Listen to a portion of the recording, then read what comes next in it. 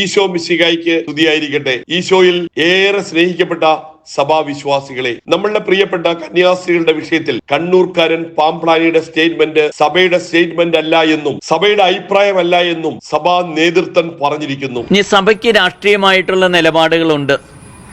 സഭ ഒരിക്കലും ഒരു കക്ഷി രാഷ്ട്രീയത്തിൽ ചേരുന്നതല്ല. പക്ഷെ സഭയ്ക്ക് ഓരോ കാലഘട്ടത്തിലും അതിൻ്റേതായിട്ടുള്ള നിലപാടുകൾ ശക്തമായിട്ട് പ്രകടമാക്കാറുണ്ട്. അപ്പോൾ അതുകൊണ്ട് ഏതെങ്കിലും ഒരു വ്യക്തി എന്തെങ്കിലും വിധത്തിൽ അനുകൂലമായിട്ടോ പ്രതികൂലമായിട്ടോ പരാമർശിച്ചാൽ അതുമാത്രമാണ് സഭയുടെ നിലപാട് എന്ന് ആരും കരുതരുത്. സഭയുടെ നിലപാട് എപ്പോഴും ഔദ്യോഗികമായിട്ട് അതിൻ്റെ തലപ്പത്തുള്ളവർ പ്രകടമാക്കാറുണ്ട്.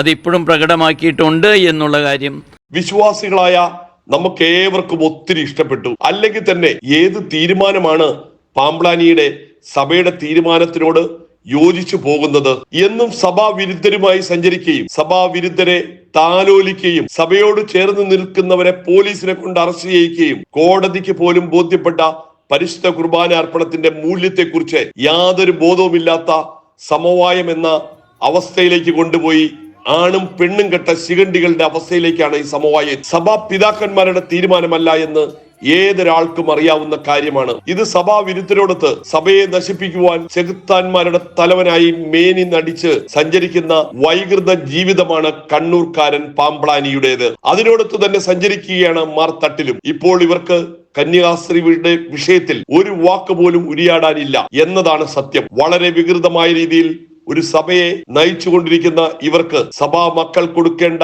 ന്യായമായ അവകാശങ്ങൾ പോലും ഇവർ കൊടുക്കാതെ സിവിൽ കോടതിയെയും സഭാ കോടതിയെയും മാനിക്കാതെ സഭാവിരുദ്ധരുടെ പട്ടികയിലാണ് വിശ്വാസികൾ ഇവരെ കാണുന്നത്.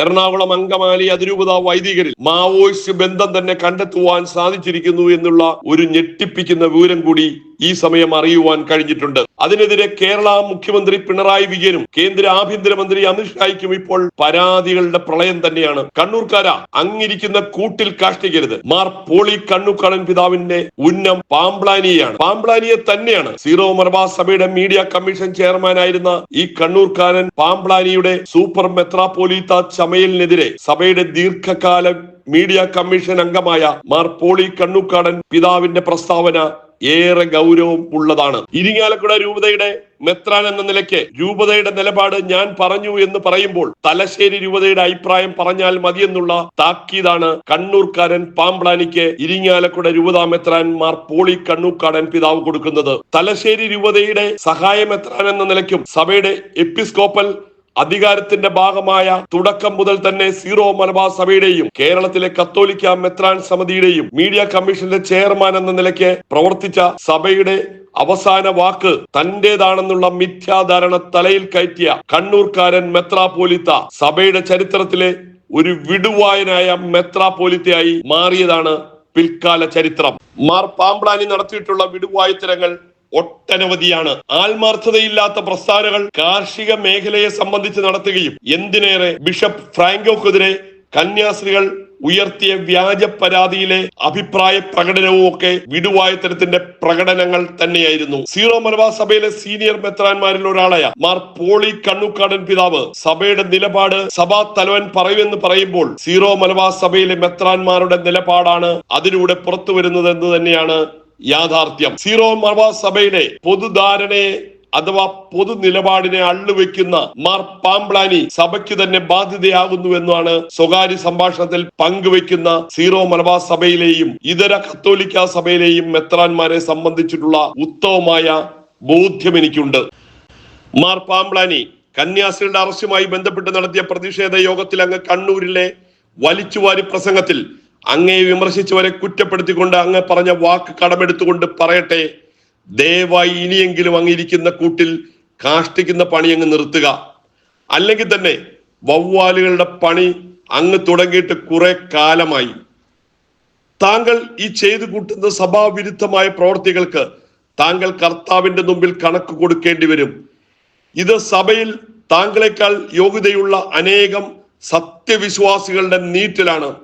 ഇതെല്ലാം കണ്ടിട്ട് താങ്കളെ കുറെ തെറി വിളിക്കാനോ അസഭ്യം പറയുവാനോ തോന്നുന്നില്ല.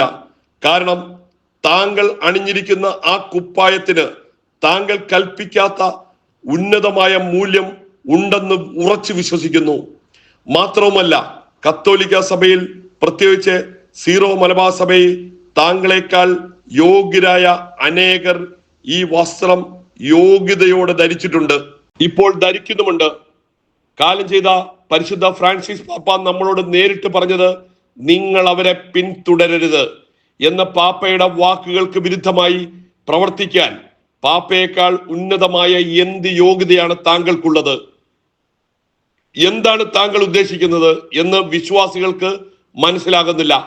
വർഷങ്ങളായി ഈ കുർബാന വിഷയം സഭയിൽ ആരംഭിച്ചിട്ട് തുടങ്ങിയ കാലം മുതൽ ജനാഭിമുഖം വത്തിക്കാൻ അനുമതി നിഷേധിച്ചിരുന്നു. ഇപ്പോഴും അത് അങ്ങനെ തന്നെ. ഇതിന്റെ നാൾ വഴികളിലേക്ക് കടക്കുന്നില്ല. ആരുടെ കയ്യിൽ നിന്നും അച്ചാരം വാങ്ങിയാണ് നിങ്ങൾ ഈ സഭയുടെ ആരാധനക്രമത്തെ അട്ടിമറിക്കാൻ തയ്യാറാവുന്നത്?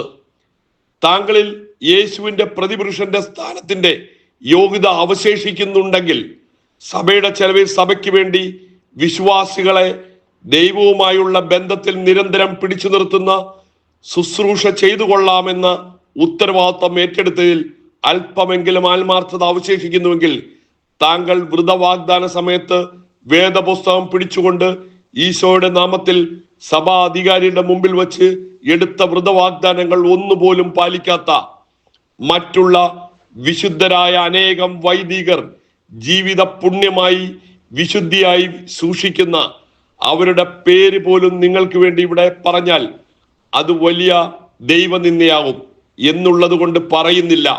മേൽ പറഞ്ഞ ഏതെങ്കിലും ഒരു നന്മ അവശേഷിക്കുന്നുവെങ്കിൽ ഈ വരുന്ന സിനഡിൽ കാലം ചെയ്ത ഫ്രാൻസിസ് പാപ്പയുടെ അന്ത്യാഭിലാഷവും വത്തിക്കാന്റെ നിർദ്ദേശവും സമ്പൂർണ്ണ സിനഡിന്റെ തീരുമാനവും സഭയുടെ അരക്ഷിതാവസ്ഥയും അതിലേറെ 99.9% വിശ്വാസികളുടെ സഭയോടും വിശുദ്ധ കുർബാനയോടുമുള്ള അടങ്ങാത്ത തീഷ്ണതയും തകർന്നടിഞ്ഞ സഭയുടെ എക്കാലത്തെയും ശാന്തിയും സമാധാനവും പുനഃസ്ഥാപിക്കുവാനും നിലനിർത്തുവാനും കാരണമാകുന്നുവെങ്കിൽ ഇത്രയധികം സഭാ വിരുദ്ധതയും വഞ്ചനയും നേരിടേണ്ടി വന്ന താങ്കളിൽ നിന്നും ഒരു നന്മ വെറുതെ അറിയാതെയൊന്ന് വിശ്വാസികൾ ഇനിയും പ്രതീക്ഷിക്കുന്നു.